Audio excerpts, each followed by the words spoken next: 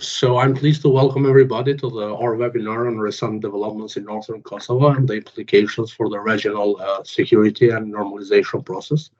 As the eminent professor of international law, Joram Dinstein, in his seminal work about war, aggression, and self-defense, wrote that the aggression has profiliative properties.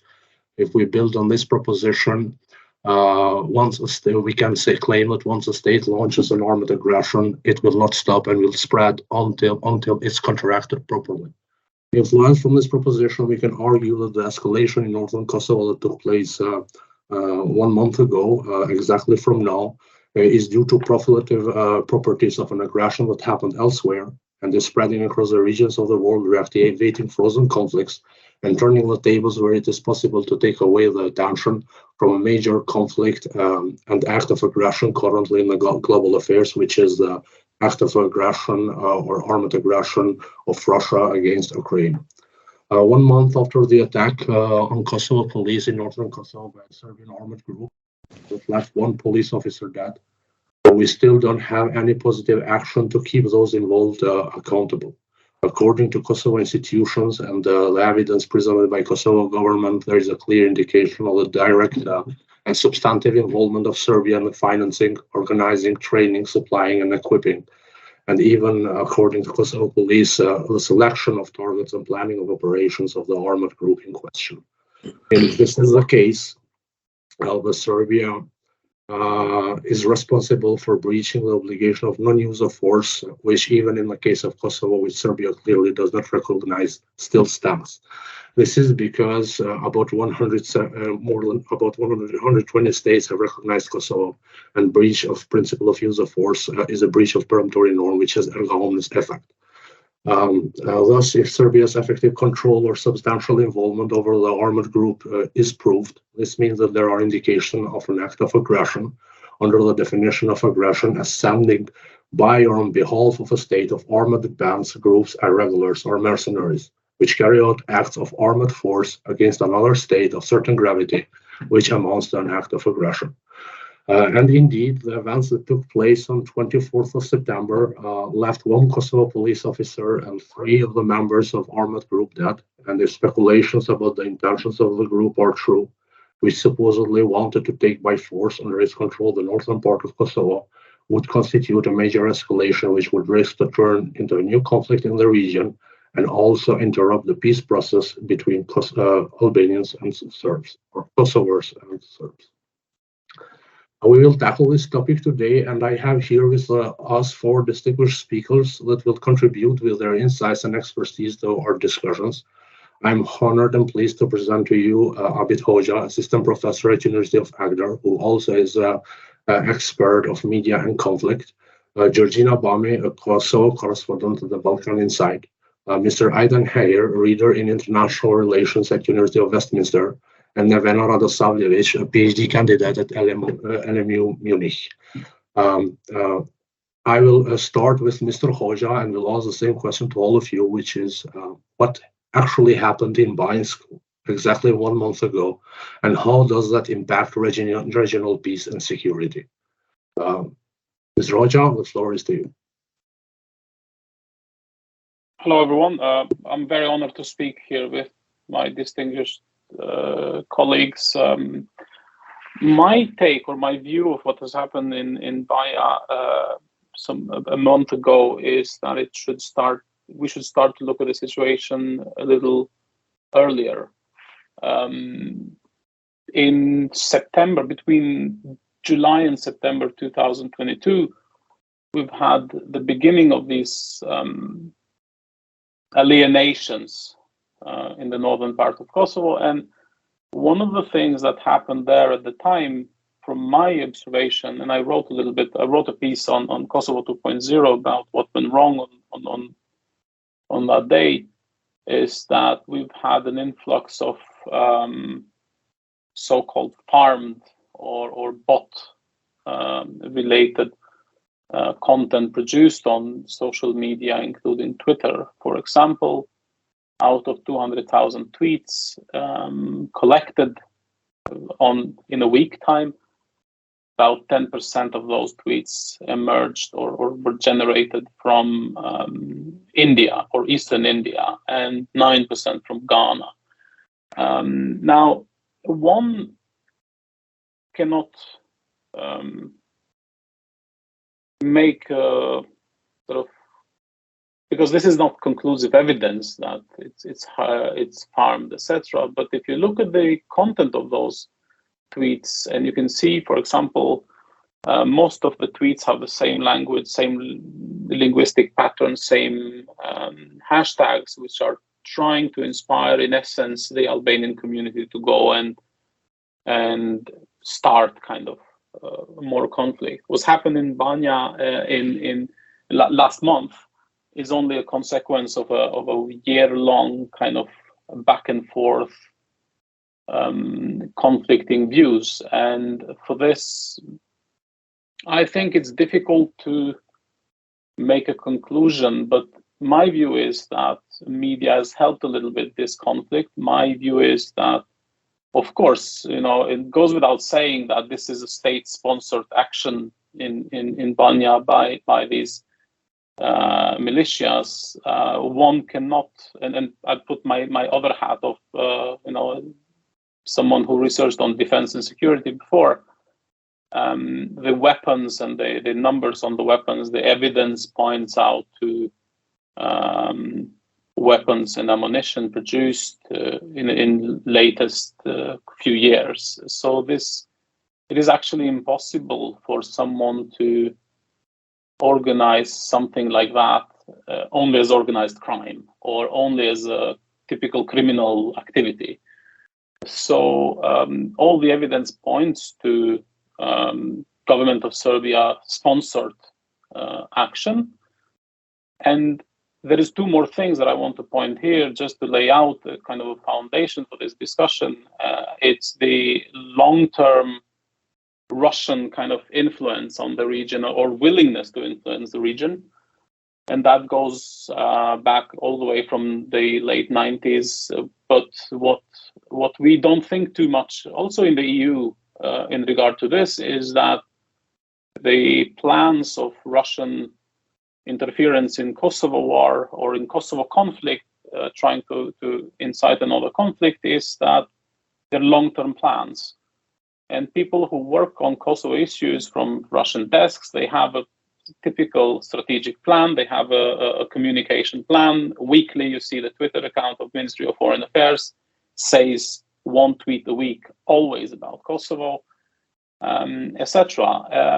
And how should I put this diplomatically, the autistic approach of EU towards Kosovo, making some of the largest problems go completely unnoticed, and some of the smaller problems like plate numbers go berserk, like if it's something that Kosovo is going to be held accountable for. Like plate numbers is a ridiculous argument from the EU as well. And I have to say also, I'm a little disappointed with Kosovo government on the front of communicating what has been done in Kosovo. At the moment, you have a completely escalated situation, but that's my opinion. So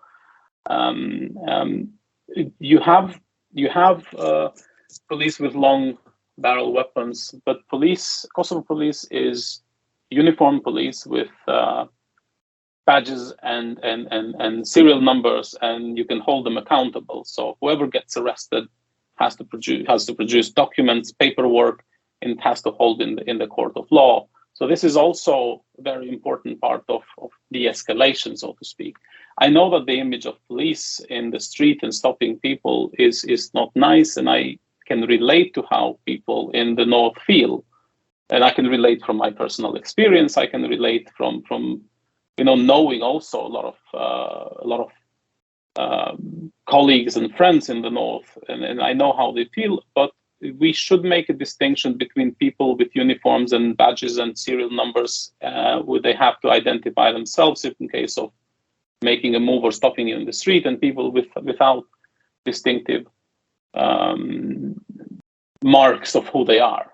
So that should be taken more seriously by the EU. I think that this approach of inability to communicate by the Kosovo government with the EU comes also as a result of this autistic approach of the EU and its bigger politics in Kosovo. Kosovo is in a way a collateral damage of this new strategic kind of relationship of like new relationship of EU with Ukraine versus Russia, and unfortunately we don't have the experience in Kosovo to act upon it.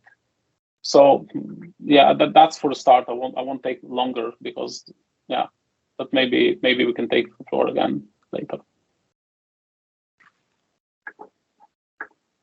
Thank you very much, Abid.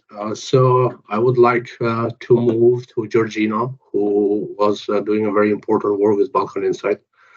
She recently did an investigative work regarding what happened in Binsk 1 month ago, and they traced weapons to the producers.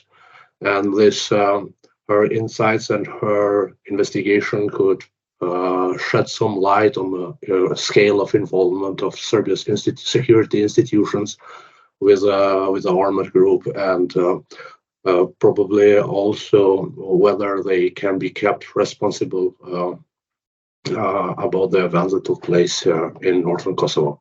Georgina, you have the floor. Thank you. So as Arbor mentioned with Balkan Insight, with my colleague in Belgrade, Sasha Dragojlo, we tracked some of the weapons based on photos that were published by the Kosovo police or photos that were taken by our colleagues on the ground when these weapons were shown to the public after they were seized in Banjska and the surroundings. So basically what we found was that there's many different weapons, such as the grenade launchers or some of, I would say, not mines, but mortars that were found. They went through maintenance in state institutions in Serbia in the last 5 years, and we also found newly produced bullets. However, we could not confirm whether they were given by the state to this group or to Milan Radojcic, but we could only trace them back to the institutions that they were maintained or they were produced. Unfortunately, the Ministry of Trade in Serbia denied our freedom of information request. That because we requested information on where were these bullets sold, because these bullets that we could trace, they were produced only last year, so they are freshly produced. And the experts that we talked to and our sources were saying that it is very hard for such newly produced arms to be found in the black market. So we wanted to have a list of the buyers, so we could trace then who bought these bullets. But unfortunately, we were not granted this list. The Serbian ministry said that it's for economic and national security reasons that they cannot provide the information. So far, the Serbian institutions say that they are not involved in the attack, while Kosovo institutions say the opposite, which is usually the case in this conflict between Kosovo and Serbia, that we have two very distinct, two very different statements and approaches, which makes it even harder to go and to prove the situation or to get the facts, because you have a completely different sides of the story. So this is what we could find so far, and this was only based on using online tools to identify the writing on the weapons, so the marks on all of these photos that we had, because the Kosovo police didn't agree to give us any serial number of these weapons that they found. And then we tracked them based on this these numbers to the companies that either produce them, because some of these are very old in production. Speaking of production, so they were produced during Yugoslavian times, but they are very freshly maintained or repaired in different companies in Serbia. So this, I could also go and talk about the dialogue at the moment, or the situation, how it is perceived, because many experts believe at this point that what happened in Banjska only highlighted what we had been reporting so far, that the dialogue has not really made much advances, like it's not really going anywhere at this point. Just a few days before the attack in Banjska, there was a meeting in Brussels between Kosovo's prime minister and Serbian president, and it was another failed meeting in the Brussels agreement because it couldn't reach a decision, so they couldn't decide how to continue. And what was the worst part of this meeting is that they were trying to decide how to implement an implementation plan.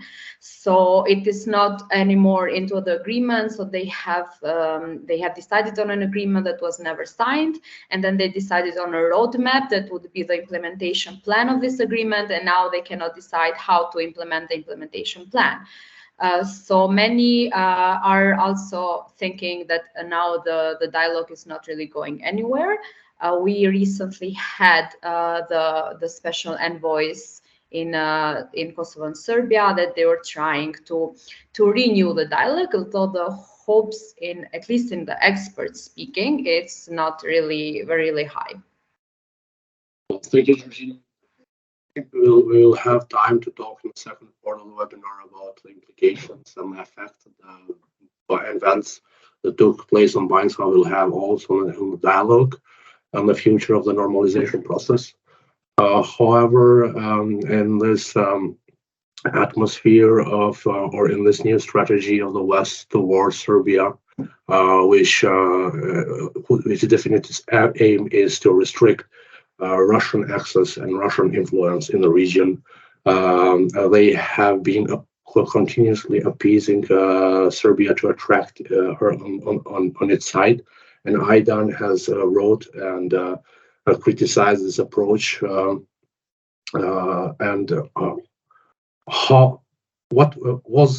Is this policy the one that created the environment, that created the chances for an event like Banjska to happen?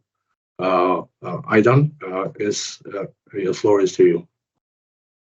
Thanks, Arbor, and thank you for the invite to speak. I don't have any particularly novel insights into what happened on the 24th, unlike Georgina and Abbott, but what they've discussed and what they've said sounds very plausible to me, and I think from my perspective, it's just inconceivable that something like that could have happened without Serbia knowing about it in advance or being somewhat involved. It wasn't a sudden eruption of a mob violence or something like this. This was a very clearly well planned, well funded, well armed militia that undertook this particular action, and I would suspect that the intention was to create a pretext to send Serbian troops back into Kosovo, essentially. I think it's worth noting that this hasn't happened in a vacuum. This wasn't a sudden eruption that nobody predicted and that took everybody by surprise. For at least 2 or 3 years, people have been warning about the increasingly aggressive rhetoric and behavior of the Serbian government. And you mentioned the international's response to that. The problem, as I've foreseen it for a long time, has been that the government in Serbia has been inching towards this for many years now, and at each point they've gone a little bit further and just kind of thought, let's see what the international community do if we do this now, and then we'll do another little thing, and then we'll go a little bit further here. And at each point, the international community has completely failed to take a robust stance with Serbia. It's reached a remarkable position now whereby Kosovo is sanctioned and Serbia isn't.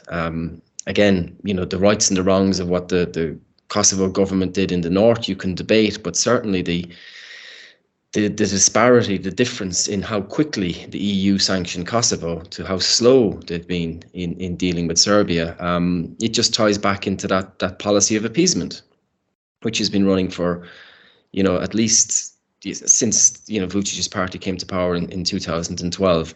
And the broader context, of course, is that there is this great fear that if we isolate Serbia, then it will become an ally of Russia, and therefore we have to be nice to Serbia and pretty much do whatever it wants, and that's bring Serbia into the West.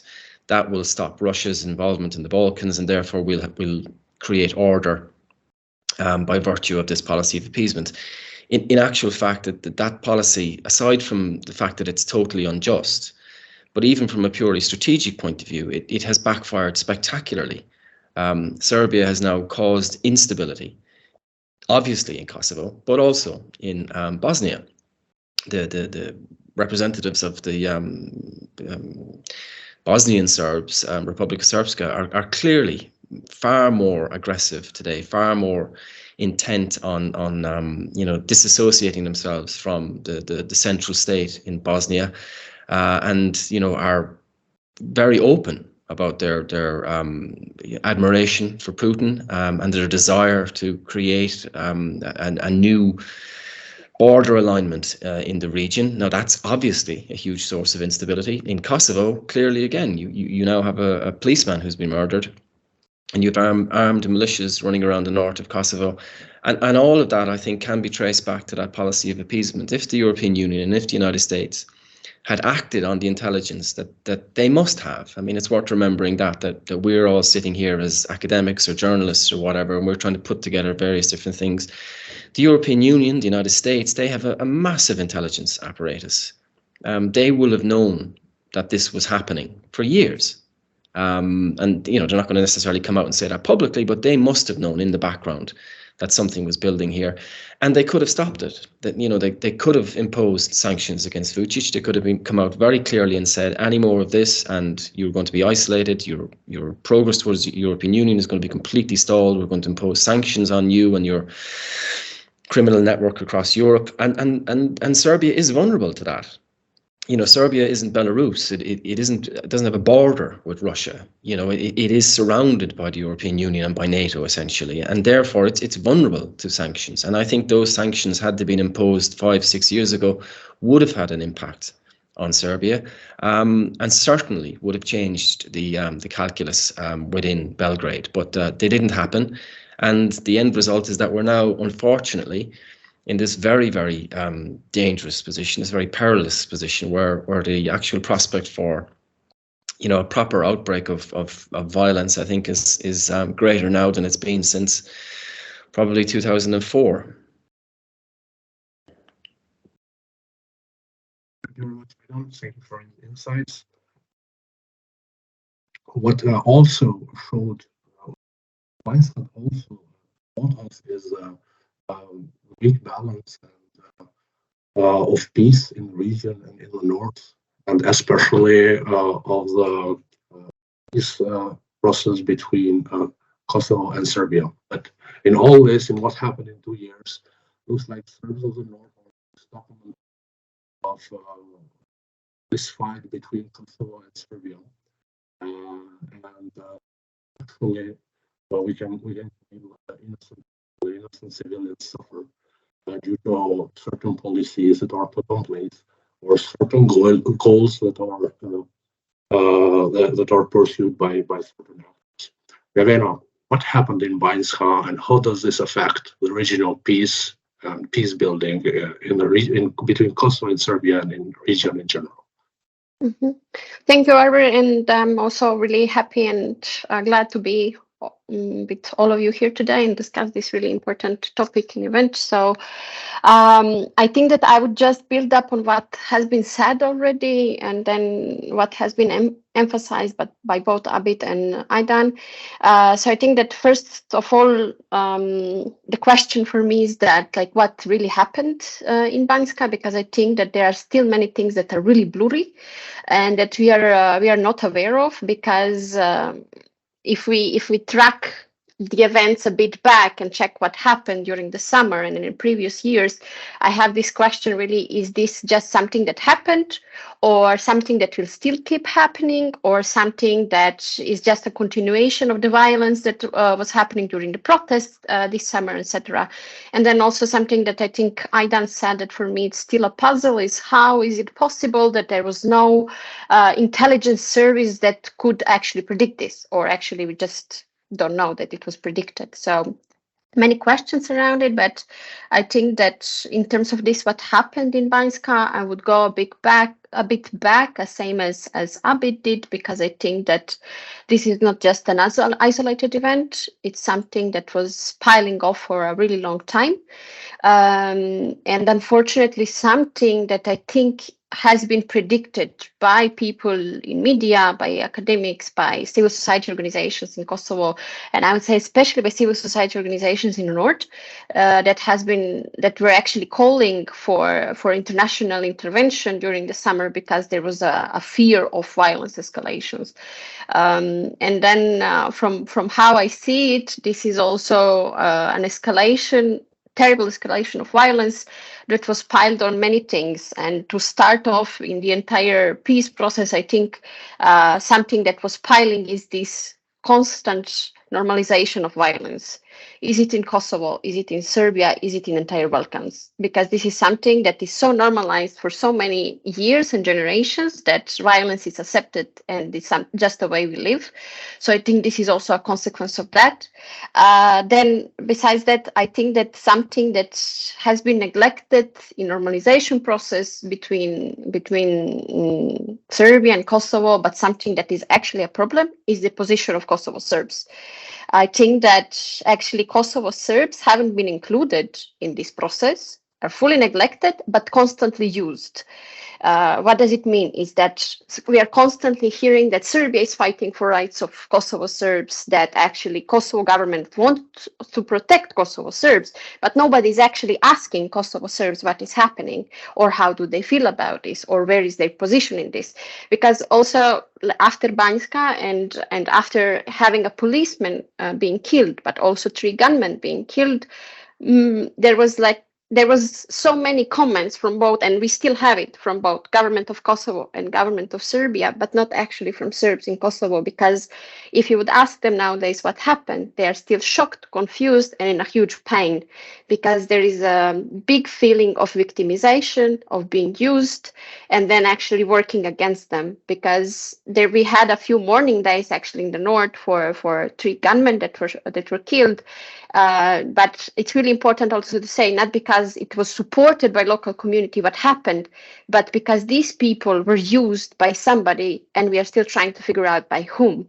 So why they were killed, why they were victimized, for what reason, this is still so blurry and so not explained to the people, that I think that they are still in this process of actually understanding what happened, or trying to assume what happened. And also something that I wanted to bring in this pile that was constantly growing is that something that Abid mentioned, in this presence of special forces in the north, etc. I think that this is also something that we are neglecting, that in peace process we cannot, it just doesn't work like that we can just impose peace or impose security. It's something that we need to build. And this was, I think, something that was problematic in the north, especially in the last few months, is that we have high presence of special forces in the north that people are afraid of. And therefore, I would say that the reaction was expected, even though I don't believe that anybody expected this violent reaction and this eruption of violence that appeared in Banjska. And then also something that I think is that we are constantly neglecting this process is civilians. Doesn't matter are we talking about Serbs or Albanians in Kosovo. We are talking about highly traumatized people who are still not in a process of reconciliation, of peace building, that they still didn't deal with trauma that happened prior to the war in 1919, during the war and after the war. And then instead of taking responsibility for peace, I think that politicians, regardless, are we talking about the politicians in Kosovo or in Serbia, instead of actually taking responsibility for peace and taking care of these people, again, both Serbs and Albanians are constantly doing opposite, which is bringing to re-traumatization, which is bringing to escalation of violence, etc. So I would just conclude that definitely Banjska affected peace building process, not only in Kosovo, but in the entire region, because having such a huge eruption of violence can only bring us years and years back. And then I think, as some of you already mentioned, I think it was Aidan, it can definitely bring a lot of questions to Bosnia. It can bring a lot of questions around the world, because unfortunately we are seeing now that it's escalating and burning everywhere. So it's also I would say Kosovo is part of that, and that escalation that happened in Kosovo, at least for me, I saw it like also a trigger to many things that happen later on. Doesn't matter are they fully related or not, which is Nagorno-Karabakh, which is now Israel and Palestine, etc., etc. Of course, they don't have the same roots, but it's constantly reminding us of the circle of violence that has been going on in the world as well.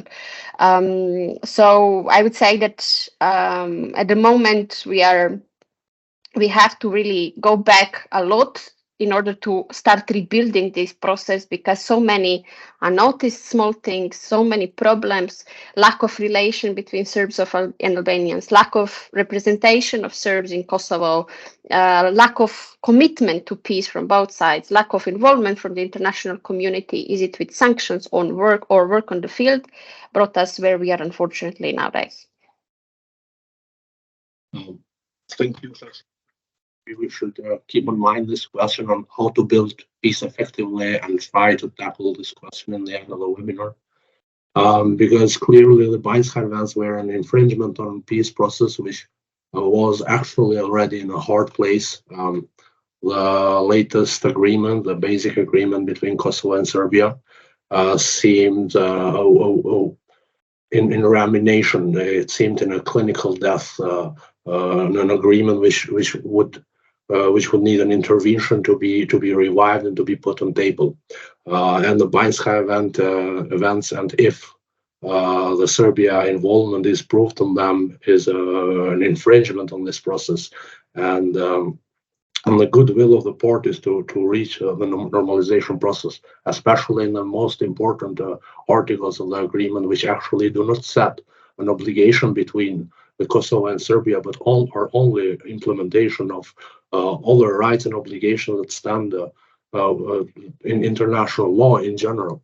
So my next question is, how does Banjska events affect the normalization process and dialogue? What will happen with the dialogue, and is the dialogue in this actual format viable?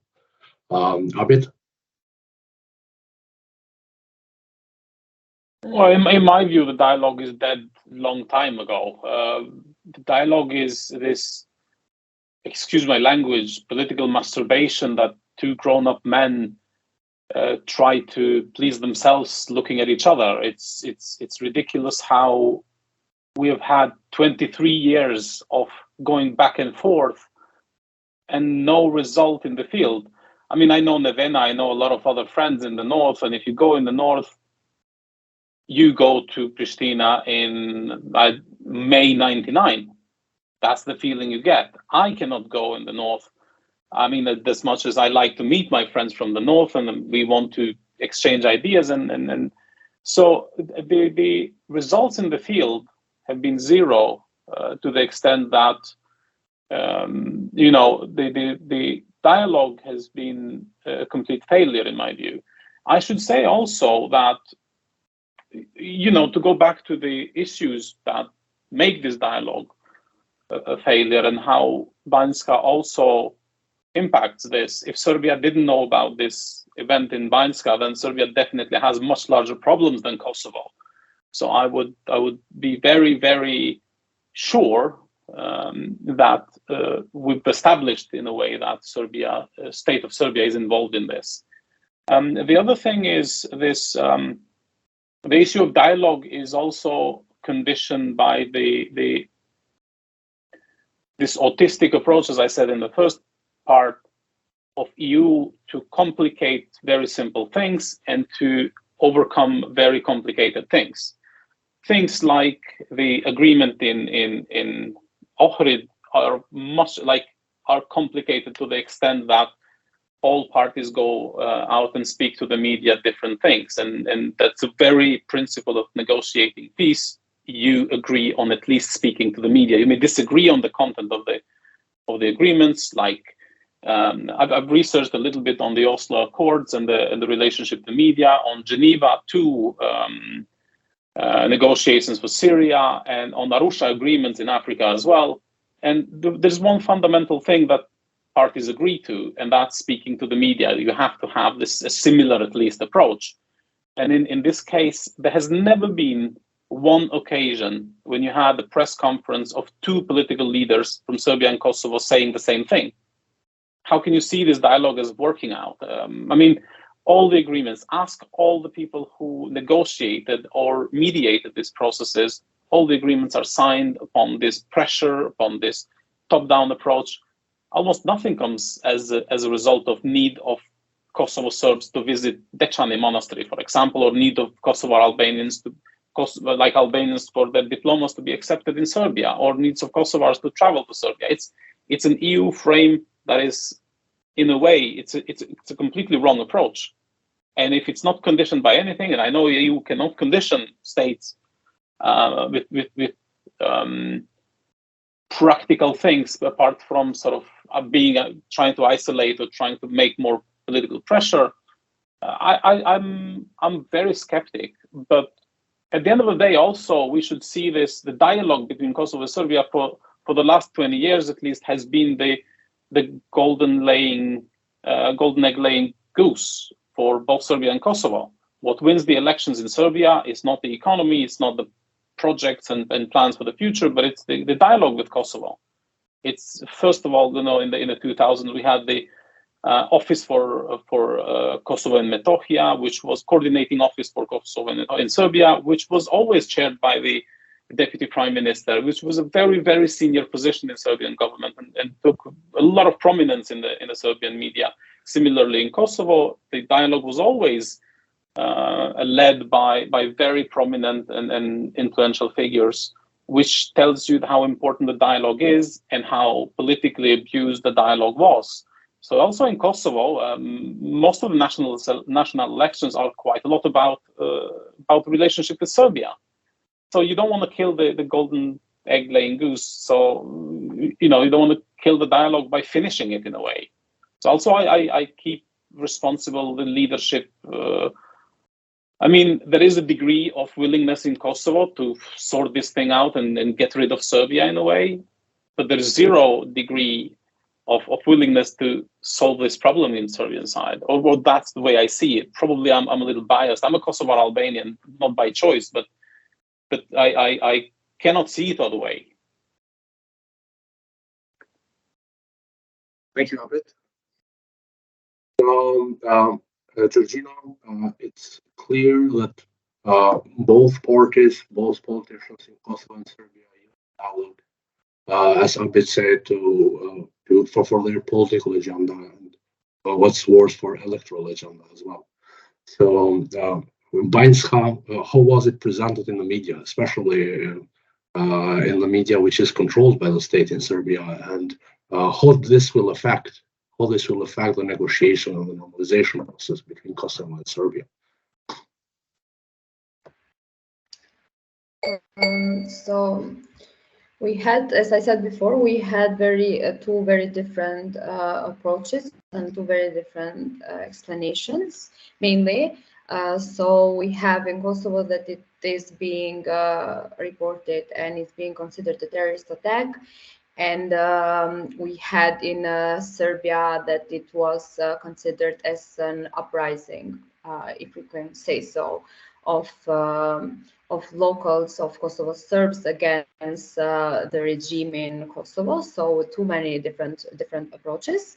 But what I would say is that I agree with the previous speakers that the ones that are actually suffering because of this, that there is no solution yet, are the people on the ground. So are the citizens that live in the north of Kosovo, and then throughout Kosovo. Because what we have seen, at least in the last couple of years, is that we have a recycling of previous agreements. So we have so many agreements that have been made between Kosovo and Serbia. Most of them have never been implemented, or they started some implementation process and then they stopped. And we have seen recently a recycling of these previous agreements, and we don't see anything new, basically. So it's just meetings. Meetings, these leaders that say different things, and then some process starts and it halts, and then they continue all over again from the beginning. Like, I would give the example of this energy deal that was made around 10 years ago to solve the problem of the energy in the north, because since the war, there is not an option for people in the north to pay for the energy. So until 2017, it was Kosovo citizens that were paying because it was put in their bills. But then there was a decision that said that this is not or legally right, so it was allocated from the government. But recently, we had the Kosovo government that decided that they will not allocate money anymore because of a new agreement that was a recycling of the old one. So it was a roadmap to implement this energy deal and to start having billing of the energy in the north. However, Kosovo government is now blaming the company that is supposed to do this, saying that they are not doing what they are needed to do. And then we have the other side that is blaming Kosovo institutions for not dealing with the issue properly. So we have this cycle of trading blame and no actual solutions, and the ones that are suffering are people on the ground, because this could mean that Kosovo might be indebted because of not paying the energy. So this could mean a huge problem for the people on the ground, because maybe it will cause energy prices to rise. Maybe it will cause that we will have another winter with issues with energy, which is not known yet. And what is happening is that we have high-level meetings without taking into consideration the needs of the people on the ground and the security risk of the situation on the ground. Thank you for bringing up this practical effects that directly affect the people on the ground of the current conflict and escalation between Kosovo and Serbia. And with regard to the negotiation, the dialogue process and the normalization process, the bare minimum which two states involved in a negotiation process expect is that they are acting towards each other in bona fide, that there is goodwill between the parties and there is a promise to implement obligations that they take from the agreements that come as a result of such negotiations. So how in this respect, how the current framework of the dialogue, is it possible that it still can be continued in the same pace and in the same framework, in the same EU dialogue facilitated after what happened in Bajska? Is this bona fide, the goodwill, broken? Is already agreement that after such an infringement, not only of the agreement after Bajska, but also of cardinal principles of international law? Aidan? Thanks. Yeah, I think I would largely agree with what Abbott said about that. The dialogue has, been a farce for a long time. Not just the EU-led dialogue, but one of the most spectacularly stupid moments, I think, in the history of Kosovo-Serbia relations was the agreement that Trump negotiated, a great day for the Middle East, all this kind of nonsense that he came out with at the time then. So it's not just the EU, but certainly in the context of the EU, the dialogue has been, it's not really negotiations as such. The EU isn't acting as an honest broker who's trying to get the two sides to reach an agreement. The EU is essentially trying to push the two sides towards something it wants, which explains why, as all the previous speakers have said, the actual interests of the people on the ground are very much secondary. And whether that's the Kosovo Albanian population or the Kosovo Serbs, they're not really the point here. The point is that the EU essentially wants to contrive some kind of situation that will enable them to say, look, we've achieved peace. And now Serbia has come into the Western fold without having to recognize Kosovo and without having to do anything particularly substantial there. And we'll keep Kosovo in this kind of grey zone where there is a degree of order, but there's no progress. There's no chance of it joining the European Union. There's no chance of it making any substantive further integration into the international community. But all of that was scuppered by the new government, which took a much more robust line on the dialogue and said there are certain basic principles that need to be adhered to here. And I think that was the right thing to do, and it's shaken up the dialogue. So I think the EU's role has been destructive because it is not an honest broker. It is not a disinterested party. It has a very clear set of motivations. And the other thing, and I think it's worth bearing this in mind too, is that from the perspective of the European Union and from a lot of people in the West, the Balkans are populated by savages, essentially, and Kosovo in particular is this zone of absolute madness. And they come to the dialogue with that assumption that really we're dealing here with kind of primeval beings, that there's no point in asking them their view because they're so blinded by ancient ethnic hatreds that they're just going to come up with some nonsense. So we have to disregard their agency, disregard their intelligence, and just present this kind of top-down approach. And you can see that with Robert Cooper, who was the British facilitator in 2013. I mean, he wrote an article about new liberal imperialism where he described there being a jungle and the West would have to leave the jungle and go into the jungle. And only recently, Joseph Borrell said almost exactly the same thing. The European Union is a garden, and outside the garden, there's this jungle.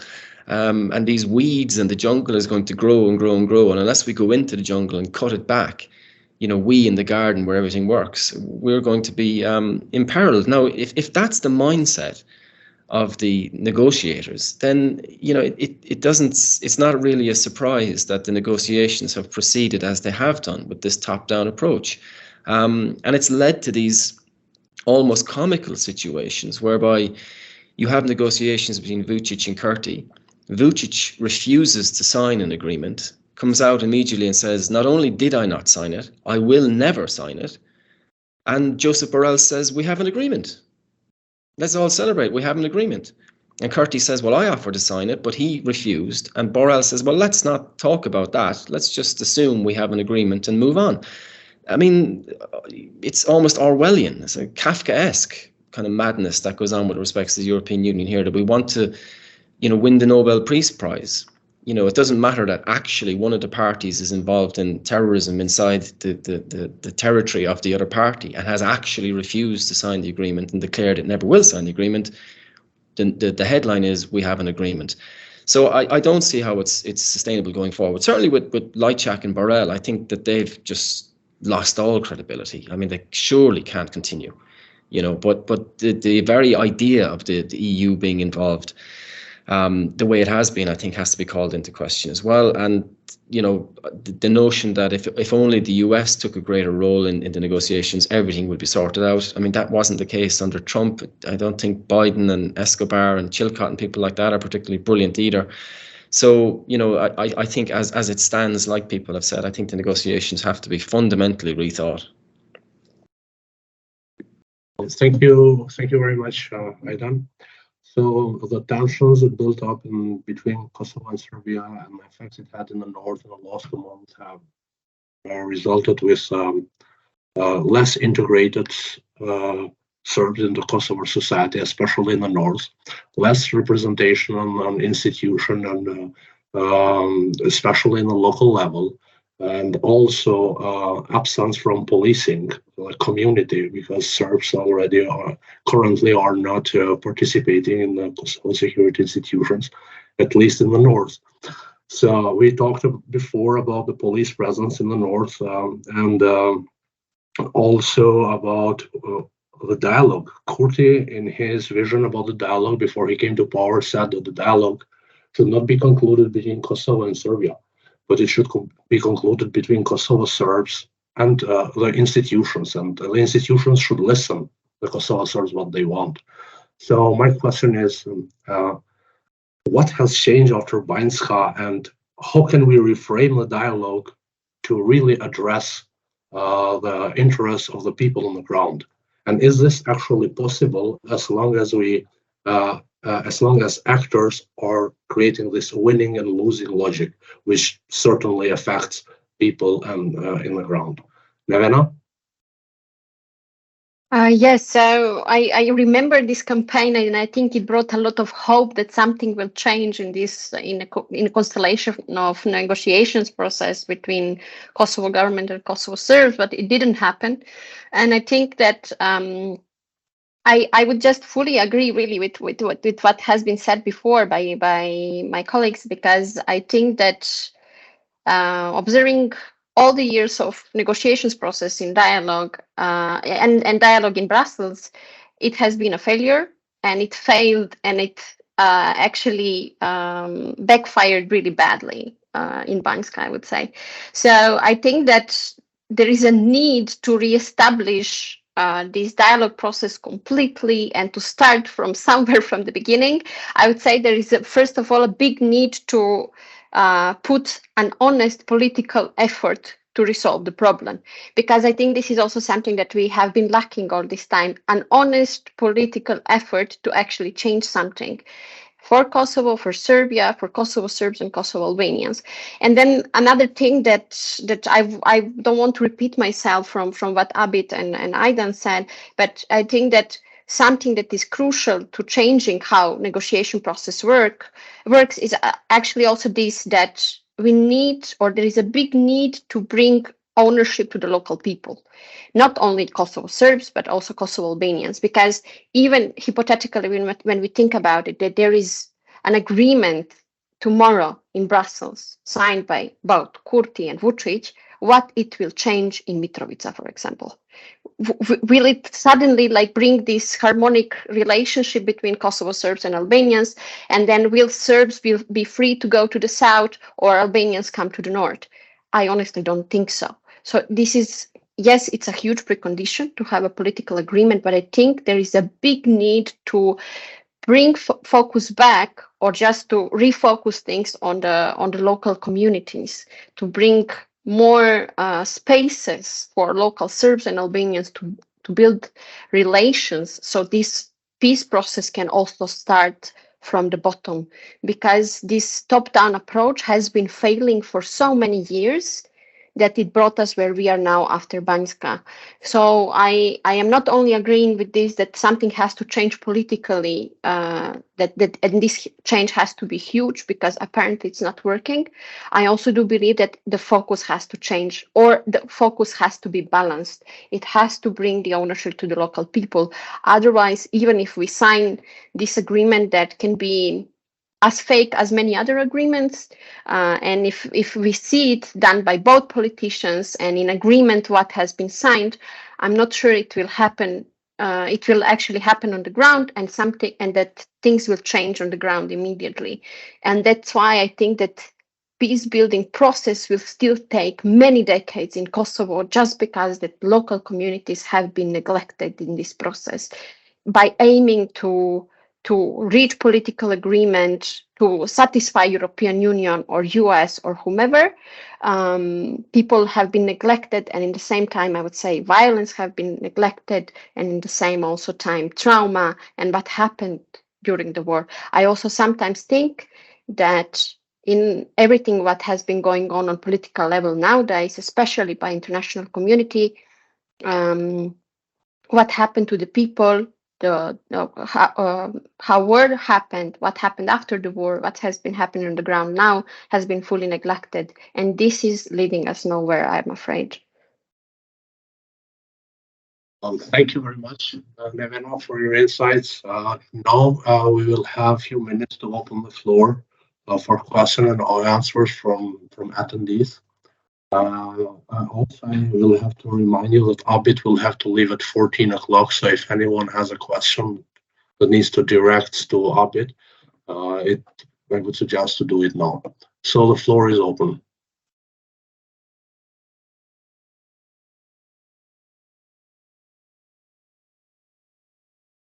So anyone wants to forward a question to one of the speakers?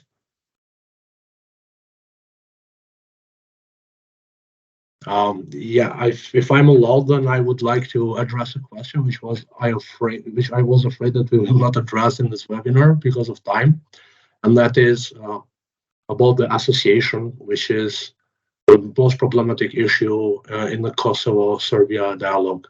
And after what happened in Bajsa, many have warned that the creating an association of Serbian municipalities would be a recipe for disaster in Kosovo and would reproduce the same effects that happened in Bosnia, or that were probably would happen in Croatia if that would go on.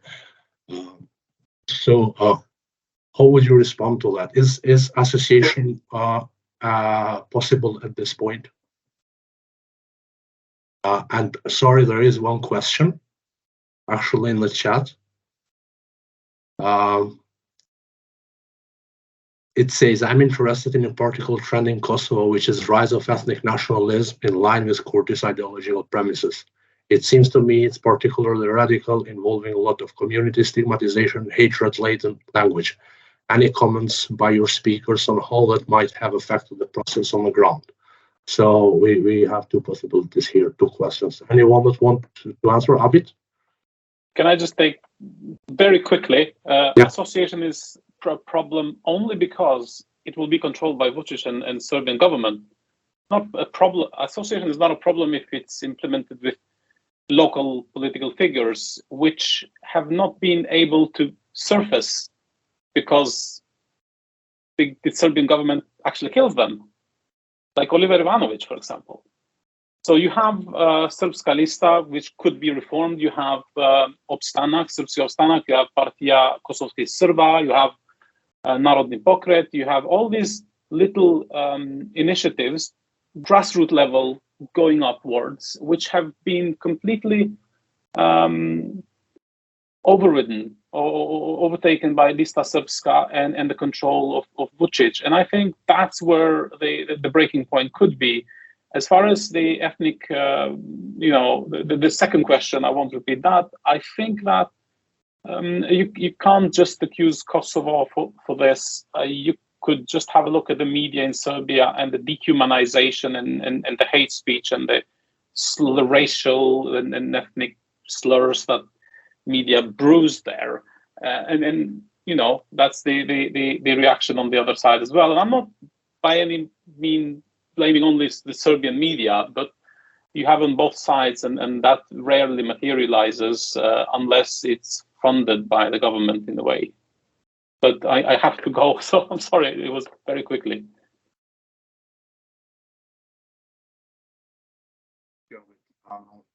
Georgina, would you like to respond to the issue of association or the question? I think Abid explained it very well.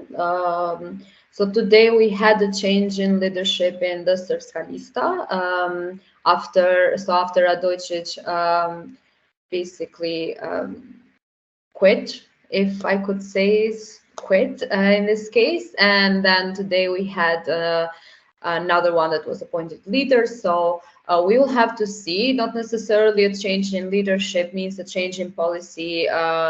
So Lista Srpska is very much aligned with Vučić's party, and it's a Belgrade-backed party, so not necessarily the change of the leader will change that. We'll have to see.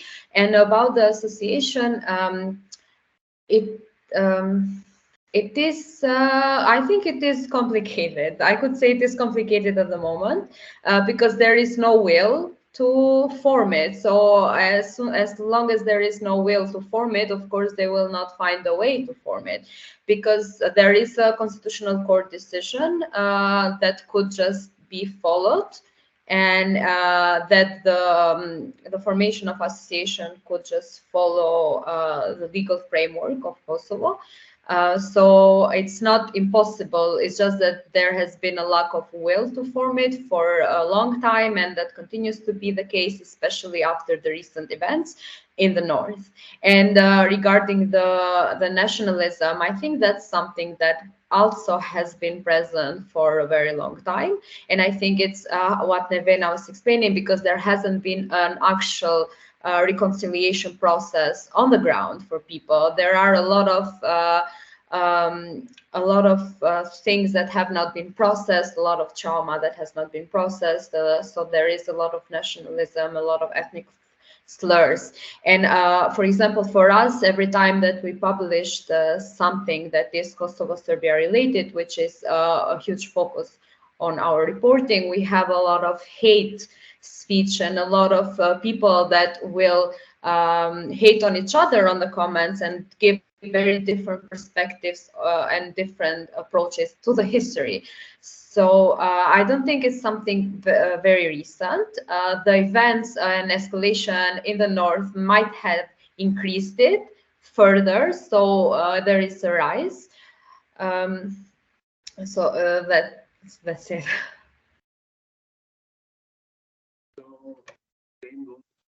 Aidan, who actually wrote about the association. Is it possible in the current format, or is it possible at all? Because we actually don't know what will it look like. What Ohrid agreement did was that it brought back Serbia in the table to negotiate it, which before actually was the case, but it was informal.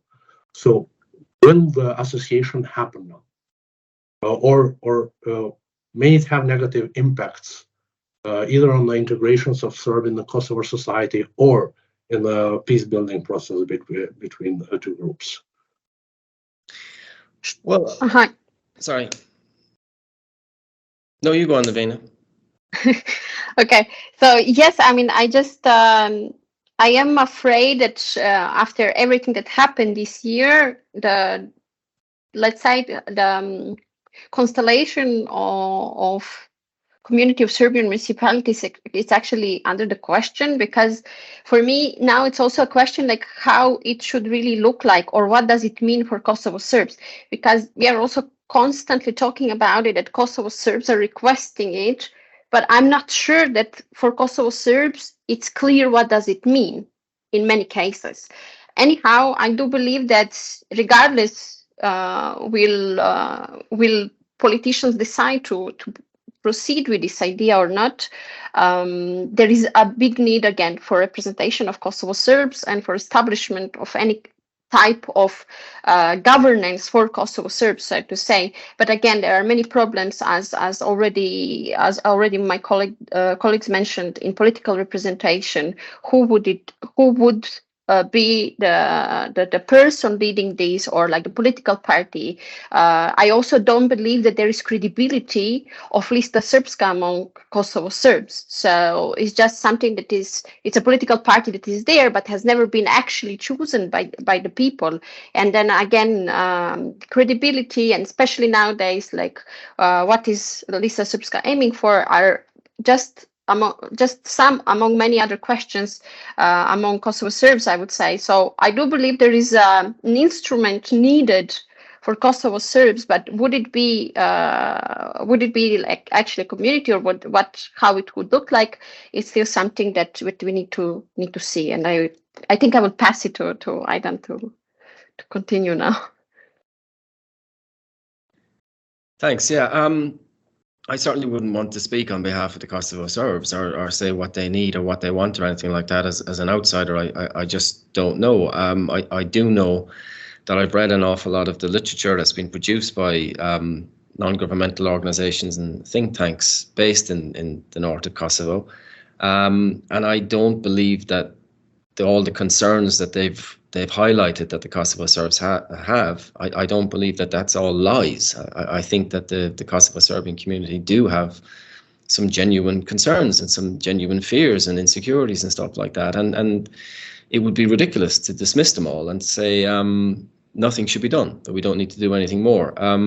But, like Nirvana said, the ASM, and like it was stated previously, the ASM, I don't think the government of Kosovo can just keep saying no. There has to be something that's put forward. But the way it was originally conceived, as I've written about before, and the nature of the existing context in which it could be implemented in, it would be crazy for the government of Kosovo to put that ASM into practice, because the people who definitely want the ASM are the government in Belgrade, and I really believe that they want the ASM because they want to help the Kosovo Serbs. I think they want the ASM primarily because it will give them much greater leverage in Kosovo, and it will fundamentally undermine the capacity of the central government of Kosovo to exercise authority inside its own borders. And that's a threat to Kosovo's existence. And it's unfortunate that the plight of the Kosovo Serbs and their situation has been instrumentalized by Belgrade in this particular way. And certainly much more should be done by the government of Kosovo, by the European Union, to try to engage with the Kosovo Serbs to find out what would they really want, what is the actual nature of the problem, and to work out a solution on that basis. But the ASM as it is now, I think if that was created with Vučić in power, without any type of recognition, without any sort of concessions to Kosovo prior to the establishment of the ASM, it would be madness. No self-respecting government would implement that. And that's exactly what Borrell and Lajčák tried to get Kurti to agree to at the last meeting. You implement the ASM, and then at some point in the future, we promise that Vučić will fulfill his side of the bargain. And that's not an agreement. That's not a deal. Nobody would accept that. Well, thank you, Aidan. I think just in time somebody has made the forbidden question, which I will read now. Maybe this is a very pragmatic question that undermines emotions and national historical sensitivities, but in retrospective, can we consider the idea of swapping territories as a possible solution for both parties to claim success? So anyone would want to tackle this? I can start maybe. So I would say that considering geographical position, considering the region, considering Yugoslavian history, I would still call it a really dangerous idea because I don't think that the entire ex-Yugoslavian region is ready for peaceful swap of the territories. I'm afraid that this idea would bring more violence, more escalation on the ground, not only in Kosovo or southern Serbia, but also possibly in Bosnia, possibly in Croatia, possibly in Macedonia and Montenegro, etc., etc. It goes, right?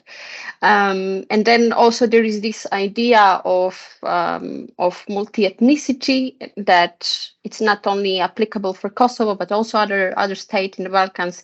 So is it actually Kosovo, or I think also it's a question for international community. Is international community aiming to create or to support monoethnic states, especially in retrospective of what has been happening in the previous decades? So I would still call it a really dangerous idea because it could really affect many other conflicts, many other disputes many other local problems. And I think it's also, again, if we observe it from the perspective of Kosovo Serbs or again Albanians living in Serbia, if there is this idea to swap the north of Kosovo, where is the line? So what does it mean, north of Kosovo? And then also, what about Serbian enclaves? I think this is also something that has been in narratives among Serbs in Kosovo when this idea was brought. Okay, but what about majority of Serbs that live in enclaves, actually? Because I think that according to the recent assumptions, I would rather call them, there is, on the north is actually 40% of Serbian population in Kosovo.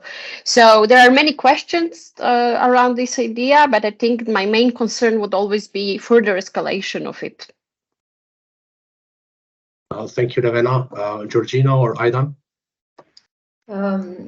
So I think that this idea was another one of those that are seem very good on paper, but not that good in practice or in reality, because once again it completely ignores the people on the ground, because this is not just swap of territories, but this is swapping of people, basically, because there are people that live in these territories, and I don't think they will be that willing to leave their houses, their places, and just be swapped like that. So it's very complicated in practice to do this, because we cannot just ignore the history and the ethnic tensions and the issues that cause these escalations. So I think that the land swapping would be another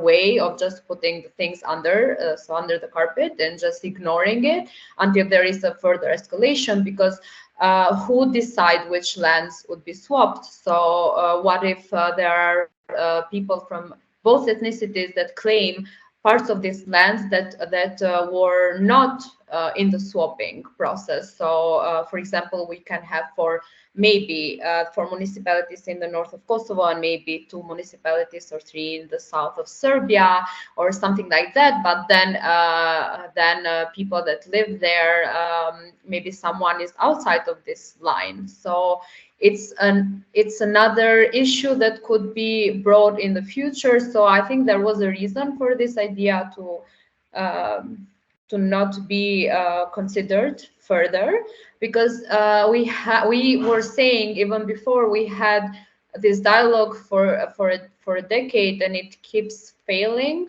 with the issues on the ground, and to include another process that would just cause for different types of escalation, when the escalations that we are well aware of are not being fixed, could cause an even huger issue. Thank you, Georgina. Aidan?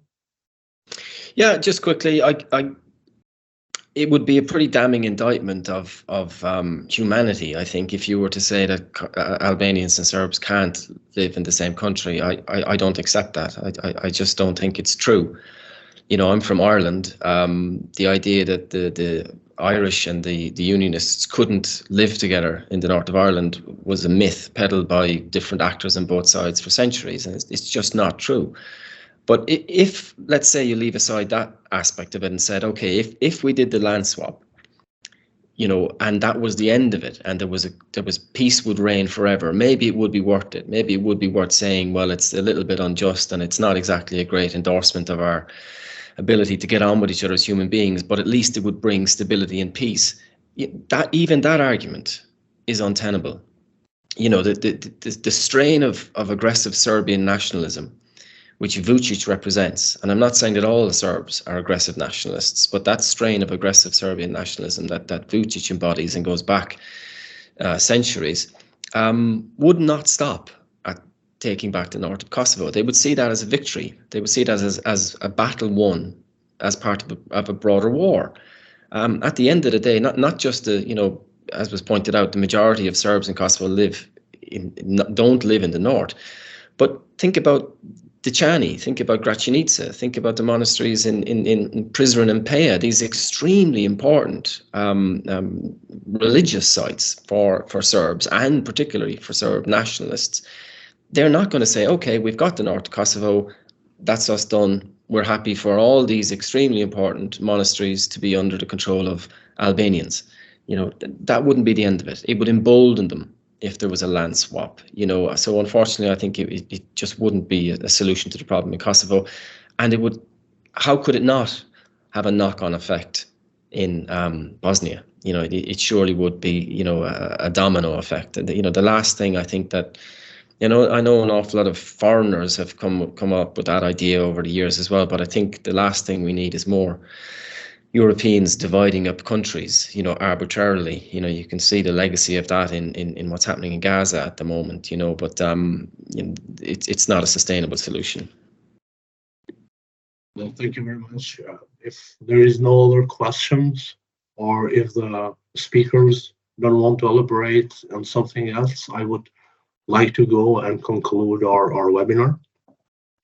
So we tackled a few important issues, and especially the effect of the Baisha attack, not only on the normalization process, but also on the regional security, because it happened in a very critical time, as Nevena actually pointed out.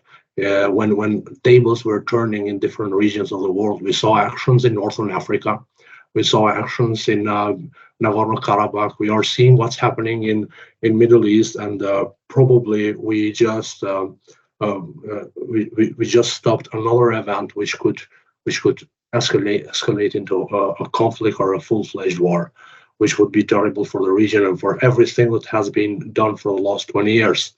So all the speakers mentioned and agreed on the fact that EU and US should have acted in this intelligence, which they probably had, and probably they acted on it through Kosovo, through Kosovo institutions, and through cooperation with Kosovo police. And this can be also discerned from yesterday's statement of US representative to UN Security Council. But still, there is a lot of things, a lot to do to prevent events like Baisha to happen again. And for sure, I think we all agree that the format in which the dialogue is going on is not stable anymore, and it should be rebranded, and it should be rethinked, and should conclude people on the ground, the communities, and not be only a political dialogue to resolve the issues between Kosovars and Albanians and Kosovar Serbs, or between Kosovo and Serbia, but also societal dialogue that would aim reconciliation between the two peoples. So thank you very much for your time and for being with us today and sharing your valuable insights. This webinar will be available in our website, with including a report on and recommendations on discern from what we talked today together. Thank you very much. Thank you. Thank you. Thank you. Thank you.